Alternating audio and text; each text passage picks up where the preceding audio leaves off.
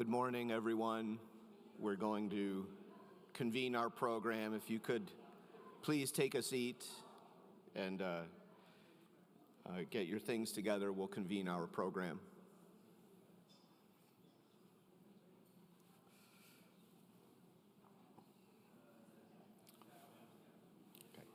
Okay, good morning. Welcome, everyone. Thank you for coming. Thank you for being here. My name is Sean Galmard. I'm the professor of political science here at Berkeley. I'm the faculty director of the Berkeley Liberty Initiative, one of the sponsors of this conference, chair of the UC System-Wide Academic Senate Committee on Academic Freedom. I'm delighted to welcome you to this important conference on free inquiry. The themes of this conference have been increasingly important in recent years. I started almost 10 years ago on the Berkeley Senate Committee on Academic Freedom. At that time, it was a fairly calm way to record Senate service in an interesting area. Well, it's been quite a change in the last 10 years, and many of us saw growing problems over that time frame. We saw insistence by academics and departments on orthodoxies within disciplines. Many of us saw that enforced orthodoxies violated the culture of free exchange within the university, and which the university so desperately needs, even though they often conformed with the procedures of faculty governance. Many of us saw it, and the public sees it too, and this rationalizes the cratering trust in higher education by the public. In response, some of our campuses have started to build organizations to defend the culture of open exchange. On this campus, we have the Berkeley Initiative for Free Inquiry, a faculty consortium led by Will Fithian from Berkeley Statistics and Chris Hoofnagel from Berkeley Law. We also have the Berkeley Liberty Initiative, which is a donor-supported center focused on open exchange of ideas, particularly in student-facing modes. These are valuable, important initiatives, and yet the threats to open exchange and free inquiry are expanding, not diminishing. So we must redouble our efforts to organize in defense of it, including to share perspectives and build networks across the UC system and across academia. This conference is an important effort to do that vital work. I want to thank the conference organizers, Smriti Mehta, the executive director of the Berkeley Liberty Initiative and the convener of the Berkeley chapter of the Heterodox Academy, Rick Sander of UCLA Law School, Stephen Brint of the Department of Sociology at UC Riverside, and all of our colleagues at the Berkeley Initiative for Free Inquiry and Berkeley Liberty Initiative who sponsored this. The organizers had the vision to conceive and design this conference, and Smriti did terrific work in pulling it together. Thank you for doing that.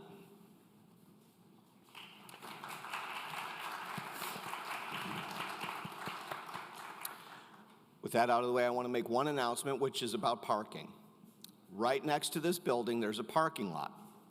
That's not usually that exciting, but if you happen to park there, it could get dramatic because your car could get towed. We're not really sure, don't really know, but if you are parked there, it would be a good idea to investigate whether you should be. So that's all I know about that. With that, I want to introduce our speaker for official opening remarks, Provost Ben Hermelin. Ben is our Executive Vice Chancellor and Provost here at UC Berkeley, a position he's held since 2022. He's led our campus ably through challenging times and steadfastly supports free expression and open exchange on campus. Before entering senior campus administration, Ben was chair of the Berkeley Division of the Academic Senate and chair of the Budget Committee of the Berkeley Academic Senate. Administration is only his day job. He is a renowned economist, holds tenured appointments in both the Economics Department and the Haas School of Business, where he's the Thomas and Allison Schneider Distinguished Professor of Finance. He's a noted expert on corporate governance, leadership, and the economics of organization. He received his BA from Princeton University and holds a PhD in economics from MIT. With that, thank you, Ben, for being here.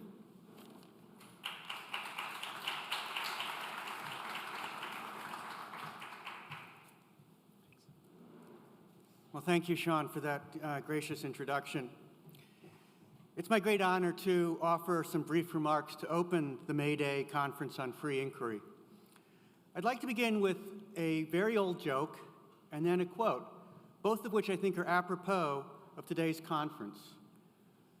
The joke dates to the Cold War. A Russian and an American are talking. The Russian claims the Soviet Constitution guarantees many rights. The American is skeptical. He asks, does the Soviet Constitution guarantee freedom of speech? Da, replies the Russian. Soviet Constitution guarantees freedom of speech, just like American Constitution. Then the American asks, yes, but the American Constitution also guarantees freedom after speech. Does yours? And the quote I would wish to share is from Adlai Stevenson, who said, my definition of a free society is a society where it is safe to be unpopular. The joke and the quote speak to what is at issue today. Do we have the right to dissent? Because freedom of inquiry is rather meaningless if one is not free to report on what one's inquiries reveal. In particular, is one free to report on findings that go against mainstream views, that challenge the powerful, that can overturn orthodoxies? We are all free to gaze at the stars, but if we can't present evidence to overturn a geocentric view of the cosmos without fear of an inquisition, then the freedom to stargaze is of little value. Now, to be sure, unlike Galileo, we don't face inquisitions, or at least not inquisitions of that severity. We don't even risk the kind of punishments to which John Scopes was threatened for teaching evolution. At the same time, we have seen, from left and right, an increased intolerance for findings that challenge cherished beliefs. This intolerance manifests itself in cancel culture, nasty social media campaigns, and heckler vetoes, as well as threats to funding for research that has the potential to reveal inconvenient truths. So while no one risks being burned at the stake, sanctions exist, sanctions that can be imposed both by state and non-state actors. Ours is not, sadly, a society where it is totally safe to be unpopular, or even simply to opine on controversial matters of the day.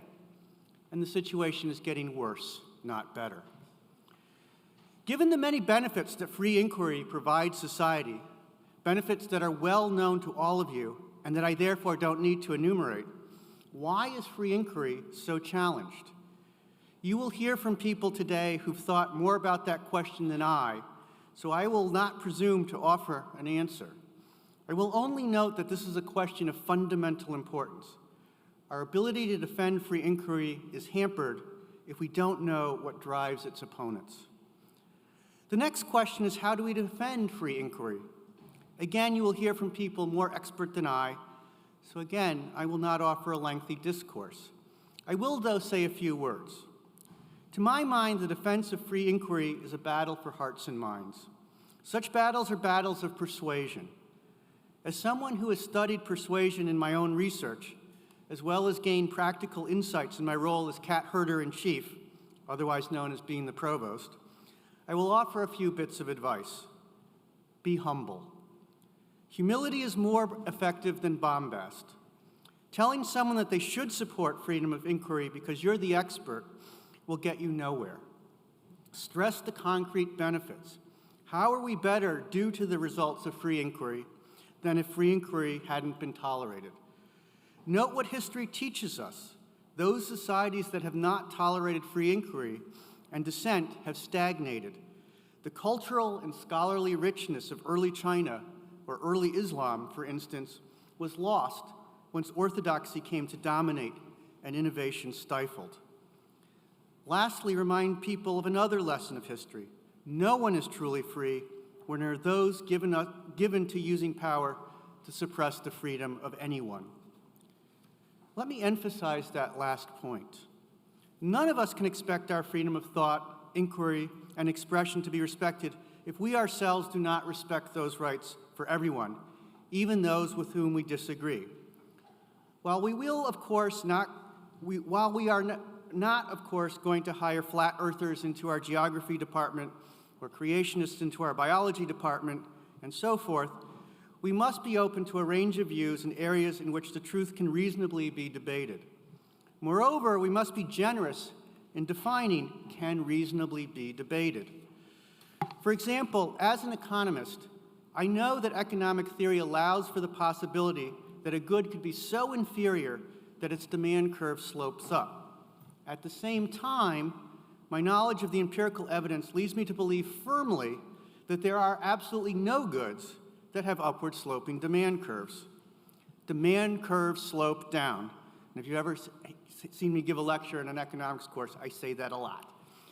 Yet where I sent a paper that made claim to have identified a good with an upward sloping demand curve, I would review the paper with as open a mind as I could. We should all be willing to admit that we could be wrong. When I was 11 or 12, a teacher took me aside and said, "Ben, you clearly know a lot, yet in class discussions you're rather quiet. Why don't you speak more?" To which I replied, "I know what I know, but I don't know what the other children know, so it makes sense for me to listen rather than talk." Now, while with 50 years of added wisdom, I hope it's added wisdom, I can see some weaknesses to my response, I still think there was nonetheless something perceptive in it. We should seek to hear a diversity of opinions because hearing something other than what we know or believe is how we grow intellectually. And perhaps that is one of the most compelling reasons to embrace freedom of inquiry. The more others inquire, the more they will learn, and the more we will ultimately learn from them. And with those remarks, let me now introduce your keynote speaker. Stephen Brint is Distinguished Professor of Sociology and Public Policy at the University of California, Riverside, and Director of the Colleges and Universities 2000 Project. His studies of higher education have been funded for a quarter century by the National Science Foundation and 4 philanthropic foundations. He's the author of 4 and editor of 3 books and has published more than 100 journal articles and book chapters. I don't know when he sleeps. He has also written for the American Prospect, the Chronicle of Higher Education Review, the Los Angeles Review of Books, and the Washington Post, among other publications. His most recent book, 2 Cheers for Higher Education, won honorable mention from the American Sociological Association's Pierre Bourdieu Award. The book was also the co-recipient of the Emory Elliott Book Prize. And it was named one of the top 10 books on higher education for 2019 by Forbes. He is an elected fellow of the American Association for the Advancement of Science and the Sociological Research Association. A native of Albuquerque, New Mexico, Steve Brint is a Golden Bear, having received his BA with highest honors from UC Berkeley. He also holds a PhD in sociology from Harvard University. And with that, I would welcome Stephen Brint to the stage.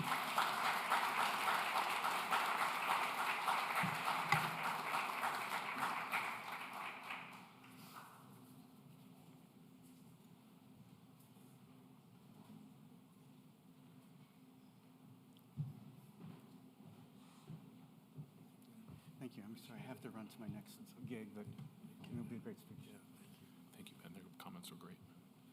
Okay, so it's So, wait, let's see. There we go. Perfect. Okay, great. Thanks, Chris. Well, I want to thank the Baxter Initiative for inviting me to kick off the conference today.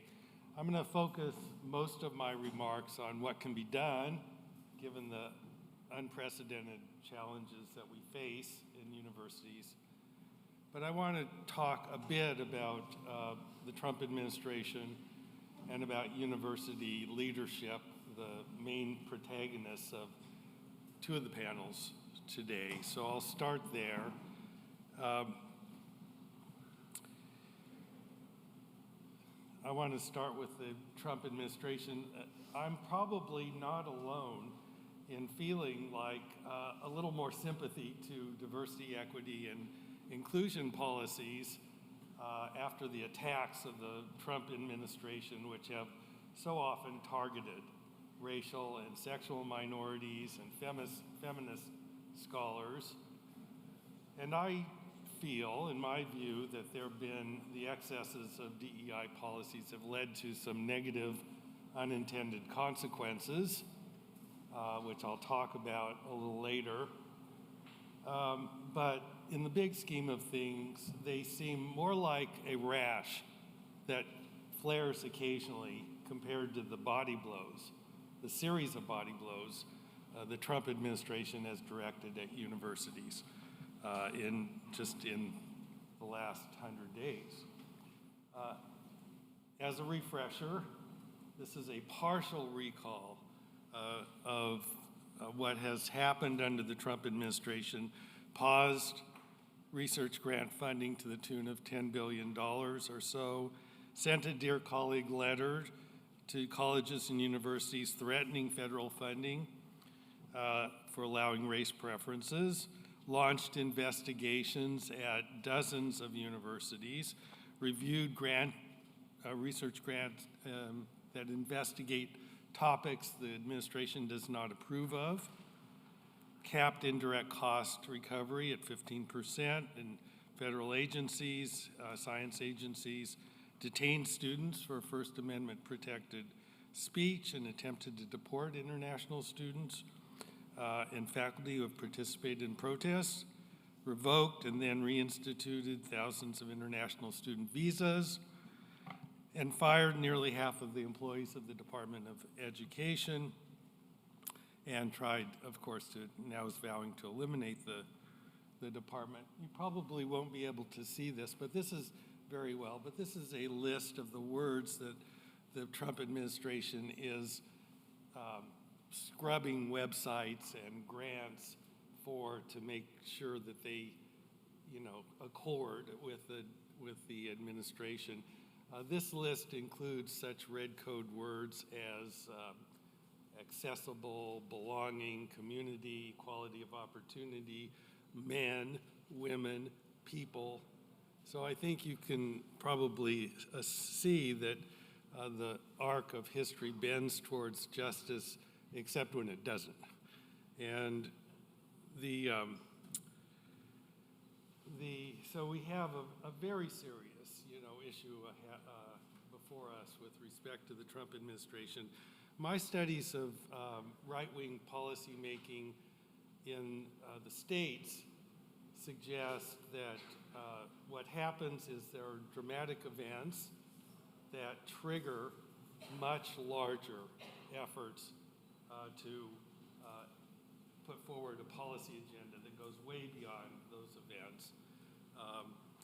You'll recall Elise Stefanik at the anti-Semitism hearings using anti-Semitism as a kind of springboard, which then went much further. This is another example. You have the Black Lives Matter protests, some of which were violent, and there was property damage. That was the basis for an ALEC seminar, American Legislative Exchange Council seminar on the onslaught of critical race theory, model legislations put together by think tanks on the right. That model legislation disseminates out to the staff. Hello? Okay, hear me better now? Yeah, okay. Disseminates out to legislators and governors, and so the divisive concepts laws that ban certain kinds of teaching and frameworks have now passed in higher education in 10 states.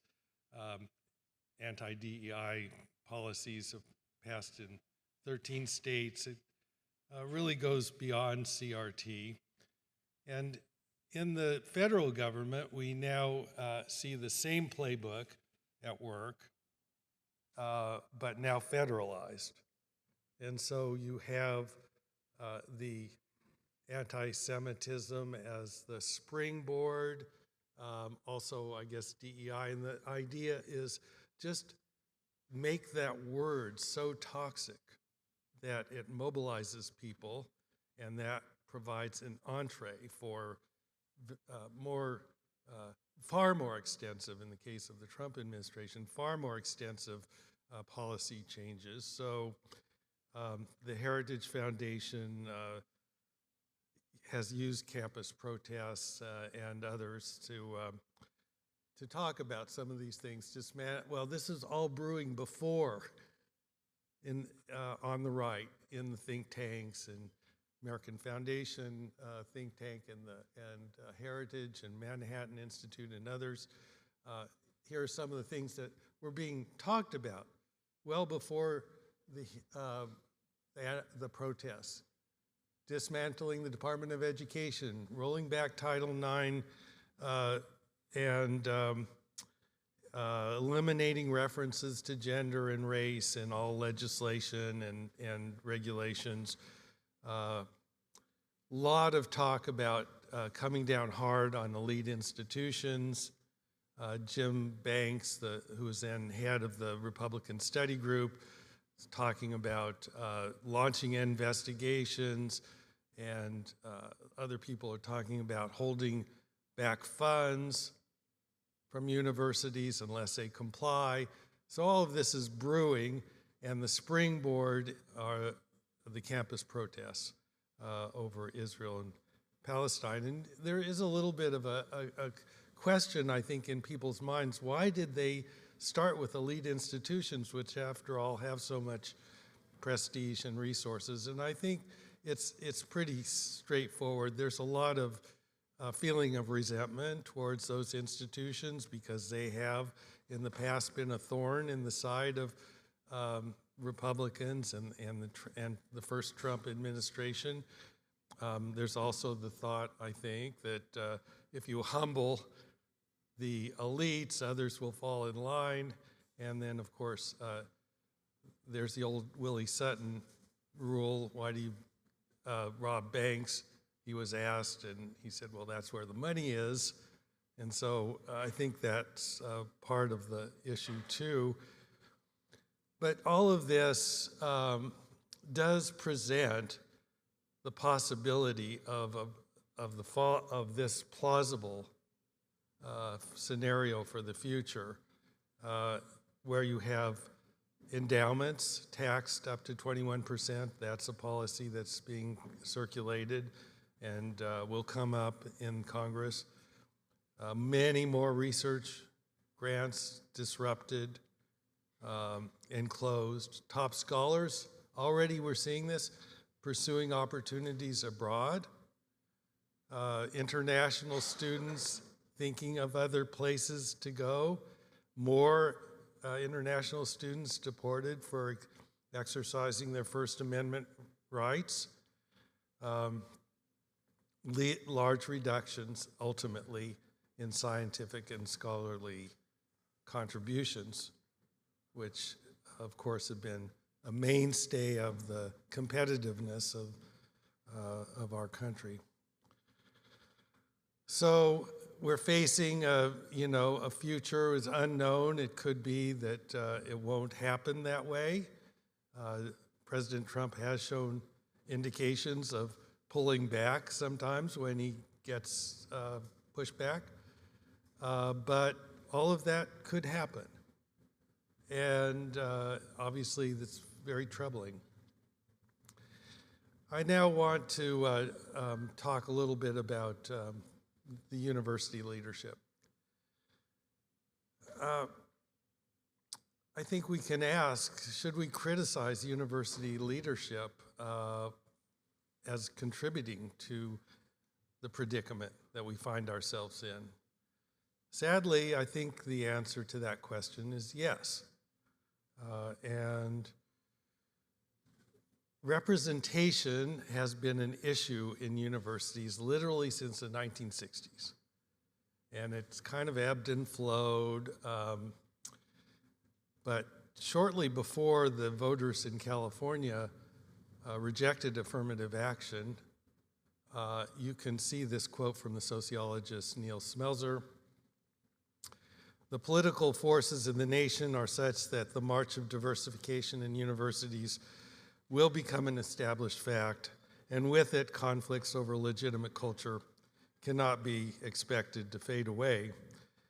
And there's legitimate concerns, I think, about issues of representation. You can see here the big gap between the student population, non-white student population, and the faculty population, which is non-white faculty population. This data is a little old, but I don't think it's very different now.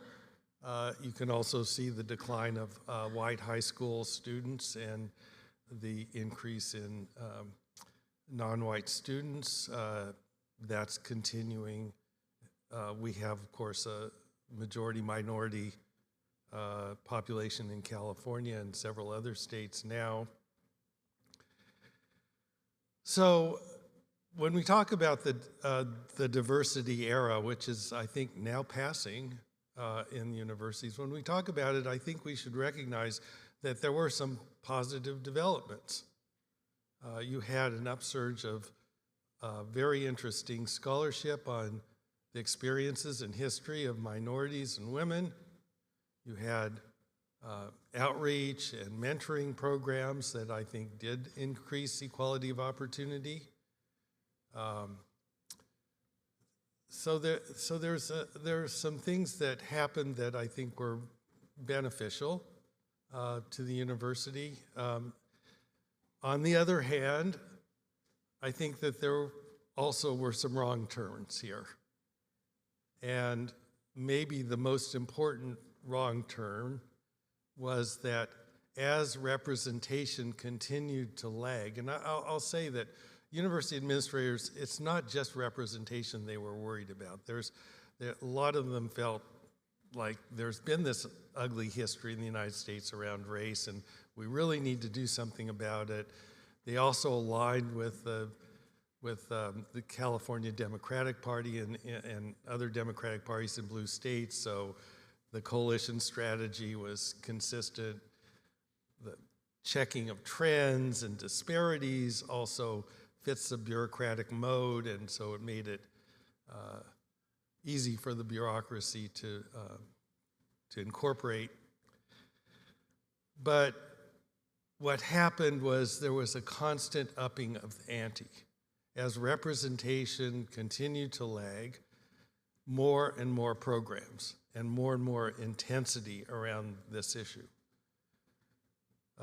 You also saw, of course, the robust growth of DEI offices.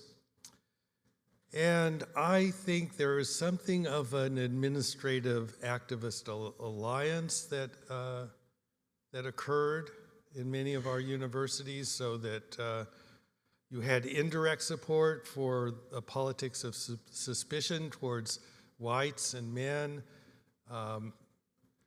tacit support for this epistemology of oppressor-oppressed that was quite popular in some quarters of the universities.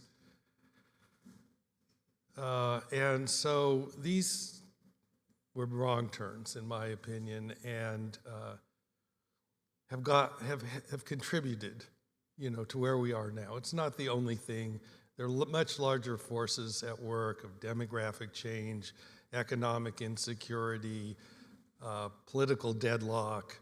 Those forces are more important, but there was a contribution here. And if anyone doubts that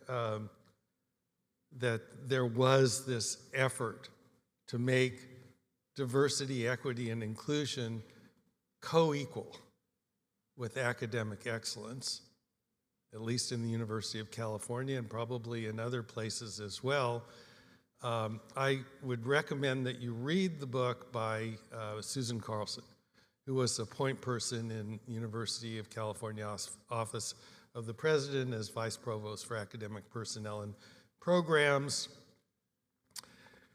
Here are some things that she says in her book, The Art of Diversity. Superior intellectual attainment and contributions to equal opportunity and diversity are the two overriding expectations. That's a change. DEI is a core mission of the university, and faculty members who see it as peripheral that they're a problem.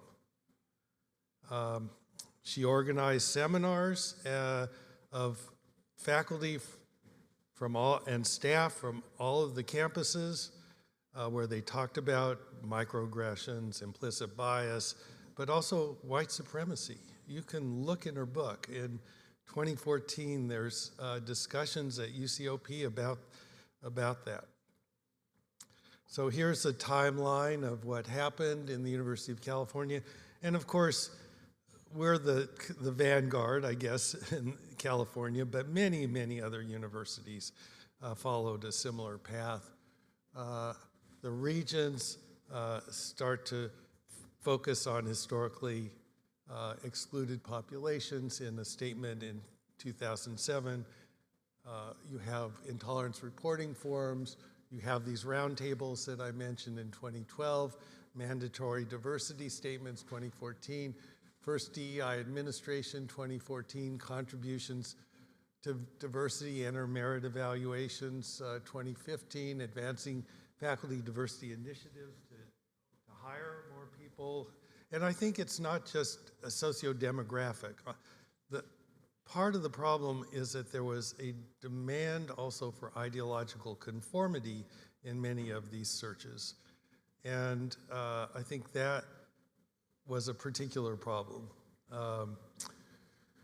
And then you have equity advisors, requirements for diversity statements, and then the beginning of some pulling back in 2022, and of course this year, there's the diversity statements are now eliminated.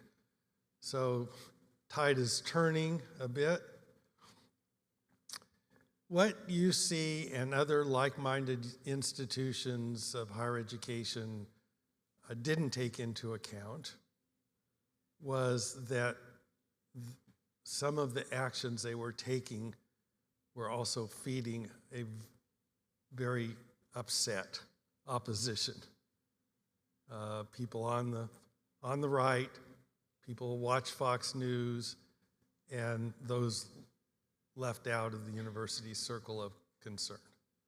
And now that has crystallized in a serious way with the second administration of Donald Trump. So I'm now going to turn to talk about what we can do given this unprecedented situation and the unprecedented challenges that we face, and I am going to focus on communication and repair. So I was at first kind of skeptical that university leaders would step up in opposition to the overreach of the Trump administration. I mean, after all, these university presidents they're managers, they're umpires, mediators. They don't like to rock too many boats. That could be dangerous. And they have a lot of resources to steward. So at the beginning, it wasn't surprising to me that Columbia capitulated. But all of that changed. On April 14th, my expectations changed. And actually, it started a little before that. You had Princeton president Christopher Eisgruber and Michael Roth from Wesleyan saying they were not intending to comply. And then April 14th, after this very aggressive and extensive letter that went out to Harvard demanding that everything change at Harvard, Alan Garber said, we're not going to comply. And now we have seen a kind of snowball of that, of opposition. We've seen Rutgers organize Midwestern universities. We've seen UMass trying to organize land grants. We've seen letters with signatures from 400, 500 presidents indicating that they're going to resist government overreach. So it's changing. We'll see what happens. And clearly, for those who are quite concerned about the overreach of the Trump administration, it's going to take a lot more than universities. It's going to take others stepping forward, businesses, law firms, media organizations, protest in civil society, and ultimately voters at the ballot box if the administration's policies, or many of them that are the most egregious, are going to fail. But in the meantime, universities can do some things.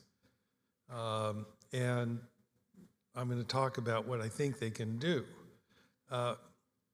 Once funding is stabilized and secured, might not happen for a while, I think we've lost touch. I think many people don't anymore know the benefits that universities bring. And we need to have these leaders need to put together at least a little bit of their resources, pool them for a campaign that reacquaints the American public with what universities do that is beneficial and how important they are for economic competitiveness and societal well-being. The narrative is pretty negative right now, and I'll talk a little bit more about just how negative it is. But you get this drumbeat about how terrible universities are and how they're hotbeds of anti-Americanism and all of the things that you hear coming out of the media. And there's a tendency to just elevate an anecdote to make it stand for the whole. And I think all of us in this room know that universities do a tremendous amount of good, but that's being lost. And so we need to step forward and change the narrative. We have, obviously, a tremendous story to tell about research contributions, about social mobility contributions, about improvements in students' analytical and communications capacities, return on investment, and also about the centrality of free inquiry for all of those good things to happen. So I'm not going to dwell on this.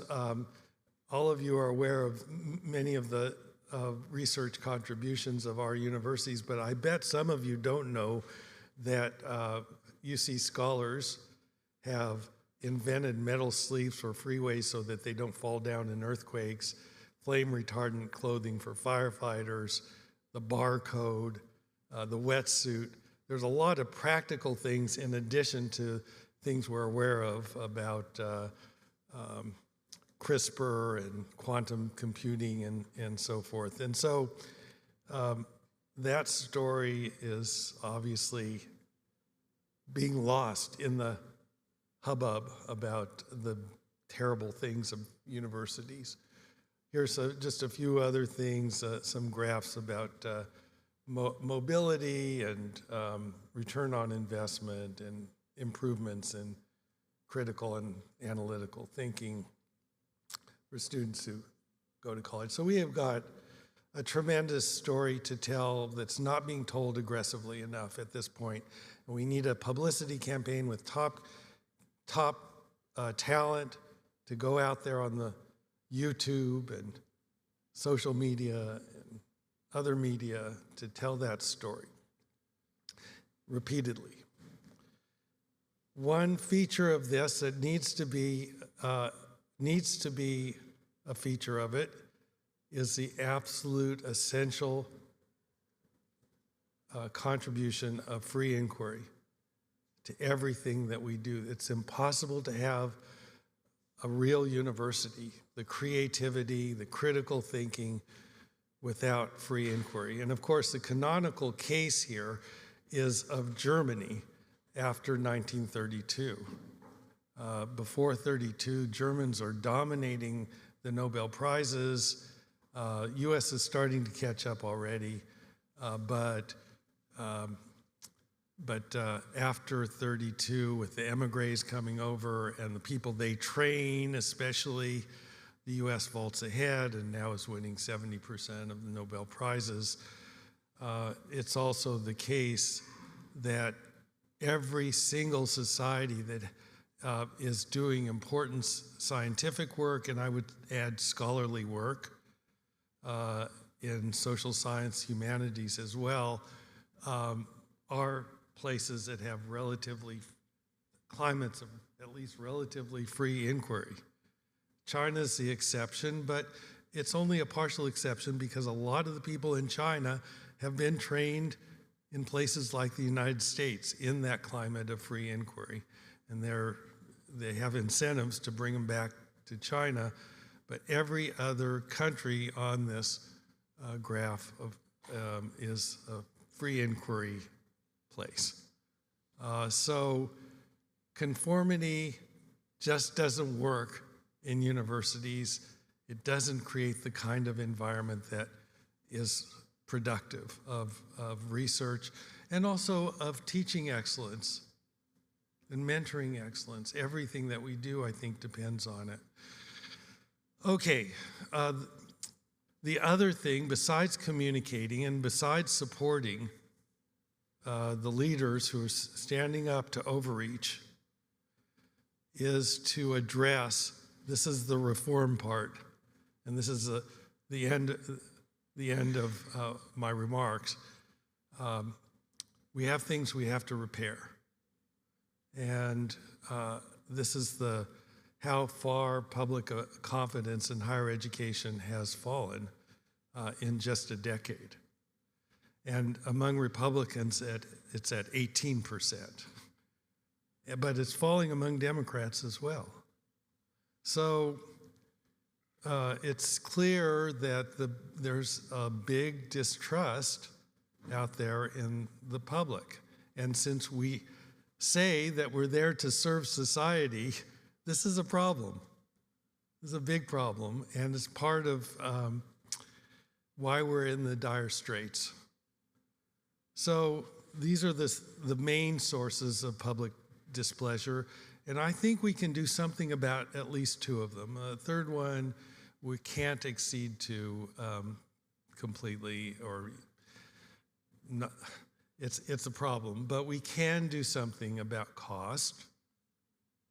We can do something about political bias, the perception of political bias. The issue of, should we be aligned with what employers want, that is something we can't accede to completely because utilitarianism is an impoverished aim. I mean, we should have people prepared for employment, but that's not all of it. It's by no means all of it. So let me just talk a little bit about what I think we can do in these areas and then wrap up. Cutting some of the costs in universities is consistent not only with the meat cleaver approach of the Trump administration, but also with this emerging agenda on the Democratic side of the abundance agenda, which a big part of that is trying to reduce regulatory burdens and trying to make government more efficient.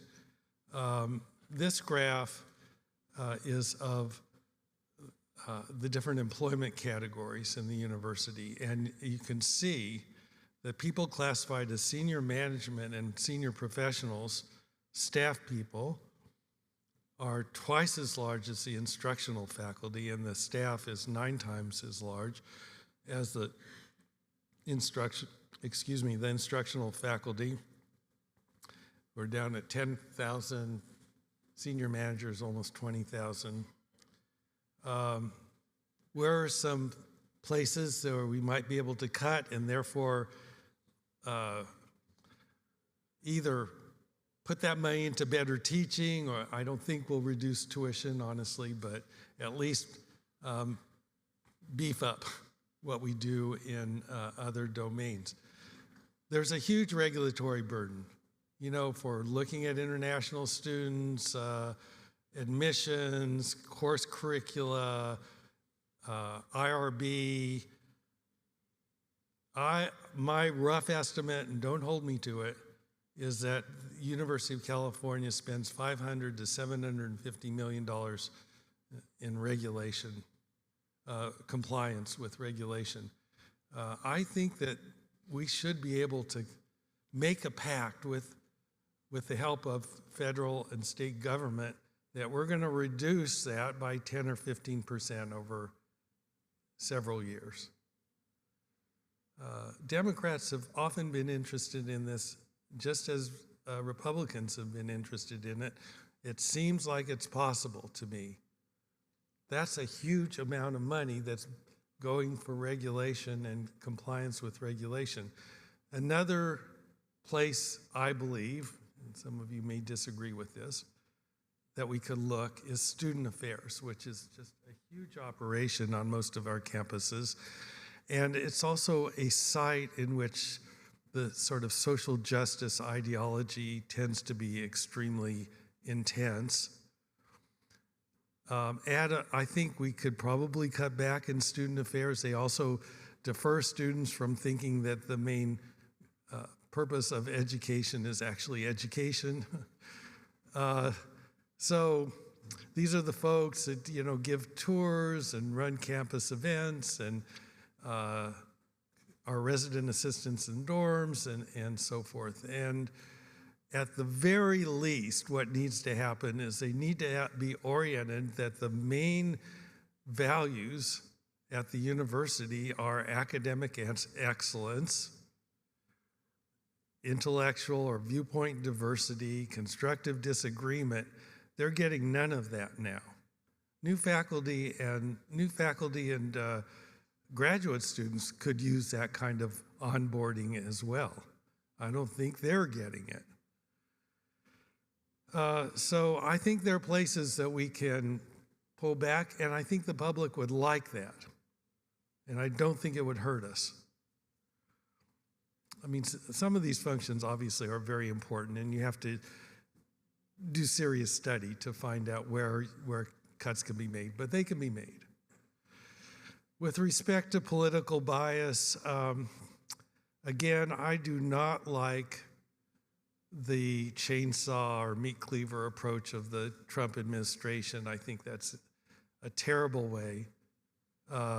That's a terrible way to go about things. But I do think, since we are unclear about the benefits of some of these programs, and we feel that they may have unintended negative consequences, we ought to do a serious study of benefits and costs. And those costs could be to the climate of free expression, to creating alienation among some population groups. And the benefits, would be, do people from all groups feel more connected to the university? Is there positive improvements in the representation that doesn't come at the expense of other values? We have to, I think, go back to the main mission of the University of California, which is about the discovery and dissemination of knowledge. That changed. This is the 74 statement the regents made and then seemed to forget. We have to go back to that, but we also need to have robust equality of opportunity, because there is still discrimination in our society. We need outreach, we need mentoring, we need programs that make people feel welcome on campus and supported. Okay, last thing, can we align with employers? Not completely. We should make sure that our students are well prepared for the labor market, yes, but the aims of education are much broader than that.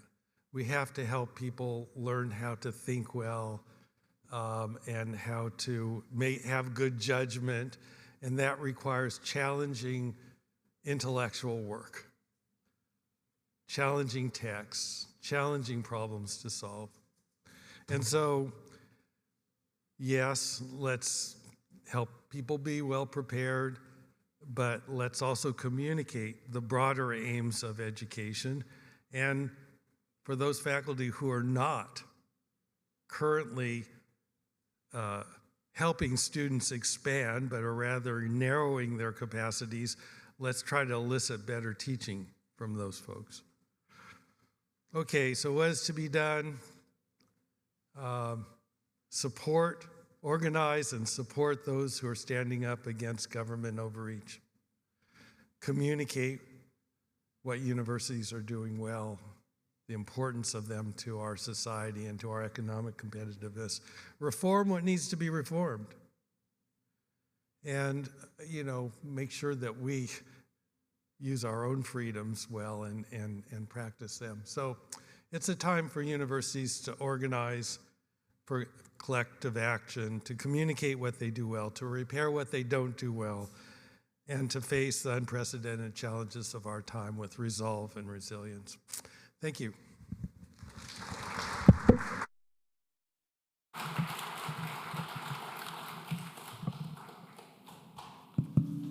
Okay, so we have just a few minutes for Q&A, so if you have questions, you can just raise your hand.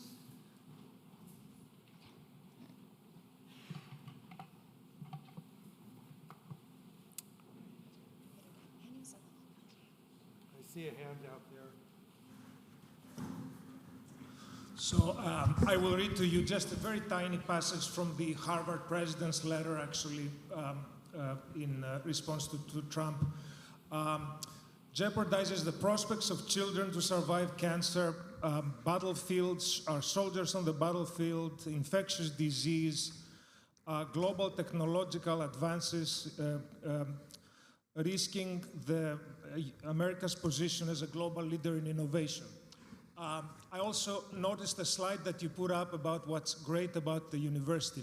There's something very interesting there. I don't see any humanities or social sciences. I mean, you kind of tried to repair this in one of your subsequent comments, but what do you think is going to happen in this? I mean, if everybody is arguing about the greatness of the university, speaking very specifically about technology. I mean, I'm an engineer, by the way. I'm perfectly fine with that, but what do you think is going to happen in the humanities and social sciences?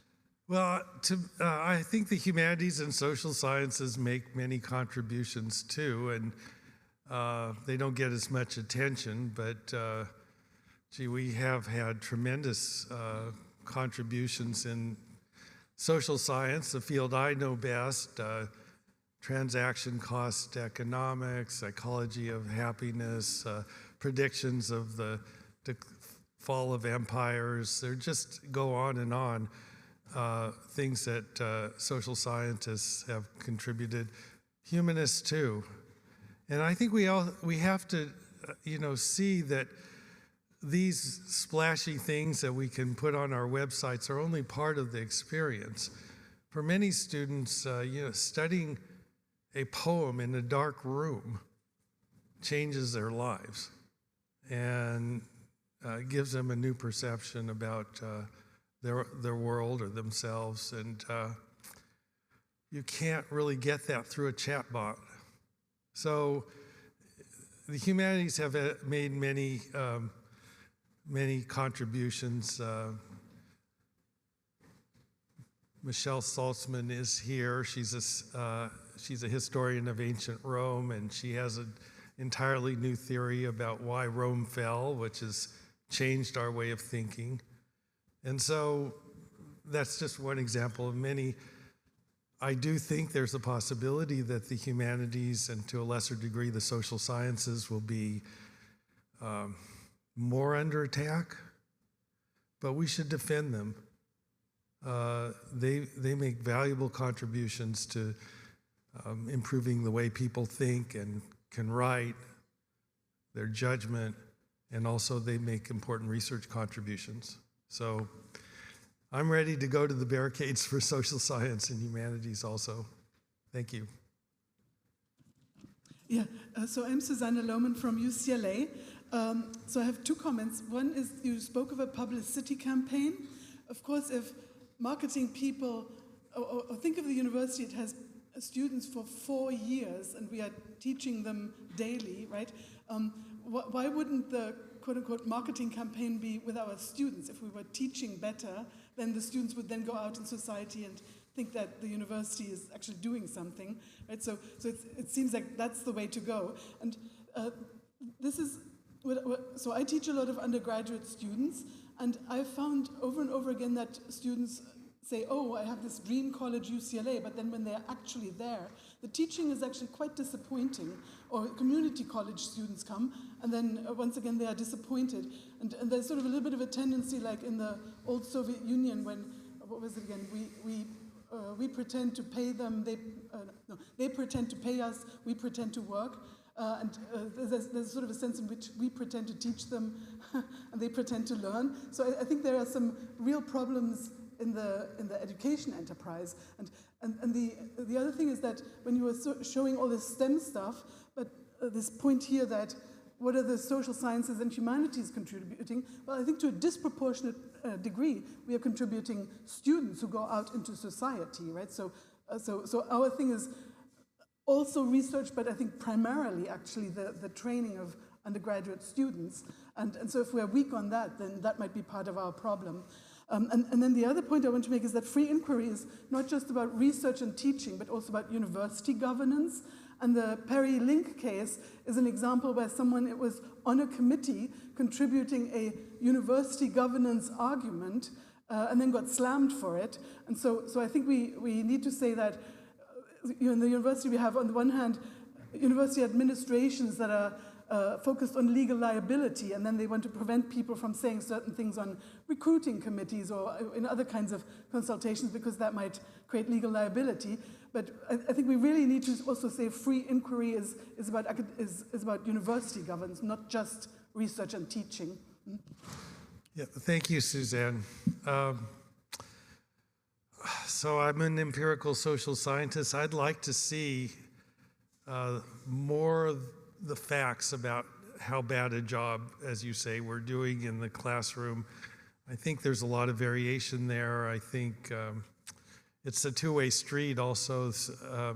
Students aren't probably reading as much as they used to, so we have to find a way to make that happen through maybe even daily quizzes. But yeah, we could be doing a much better job on teaching, I'm sure. And there's excellent work out there about what practices are good for teaching. There's a great article by Carl Wyman and Sarah Gilbert about what makes a difference in student learning. And so there is a literature there.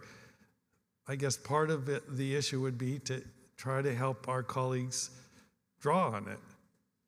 And where the teaching is not good, we need to give them feedback. And I'm afraid that we have work to do there. I agree with that. So I'll just leave it at that because I know we have the next panel, right? So thank you, Professor Brint.